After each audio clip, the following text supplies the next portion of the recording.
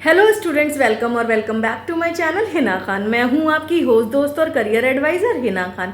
आज के इस वीडियो में मैं आपसे बात करने वाली हूं, जैसा कि क्वेश्चन मेरे चैनल पर काफ़ी ज़्यादा आ रहे हैं, स्टूडेंट्स बहुत कंफ्यूज हैं कि मेरिट लिस्ट किस तरीके से बनती है। हमारे 12th में इतने % मार्क्स हैं, हमने इस कोर्स के लिए अप्लाई किया हुआ, तो क्या मेरिट में हमारा नाम आ जाएगा?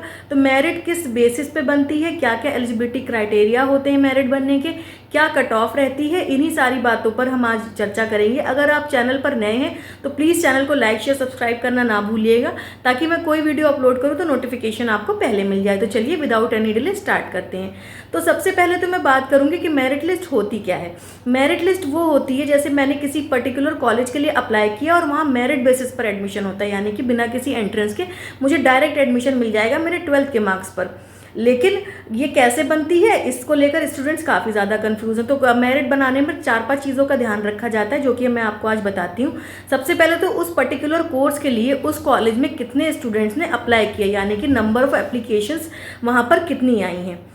सबसे पहली चीज़ तो यह होती है। दूसरी चीज़ होती है कि आपके पास में 12th में कितने % मार्क्स हैं। पर्टिकुलर कोर्स जो आपने ऑप्ट किया है उस पर जो है मेरिट बनती है, और मेरिट 1 से लेकर 5 मेरिट तक आ सकती है। यानी कि अगर आपका पहले मेरिट में नहीं आया तो आप वेट कीजिए, दूसरे मेरिट में आएगा, तीसरी मेरिट में आएगा। इस तरीके से आपके परसेंटेज के हिसाब से मेरिट लिस्ट बनती है। दूसरी चीज़, SC कैंडिडेट्स को कुछ रिलैक्सेशन मिलता है।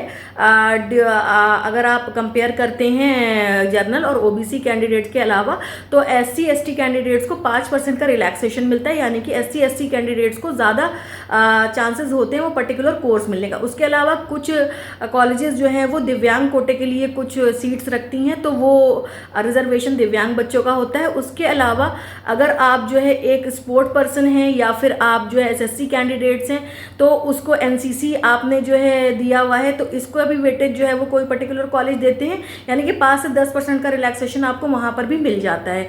और उसके अलावा बोर्ड के हिसाब से मेरिट बनती है, यानी कि अगर UP बोर्ड के स्टूडेंट्स की अलग मेरिट बनेगी, CBSE बोर्ड के स्टूडेंट्स की अलग मेरिट बनेगी, और ICSE बोर्ड्स के स्टूडेंट्स की अलग मेरिट बनती है। तो आप परेशान ना हो, अगर आपका 12th में 60% या 65% या फिर 55% मार्क्स भी हैं पर्टिकुलर कोर्स के लिए, तो आपको मिल जाएगा।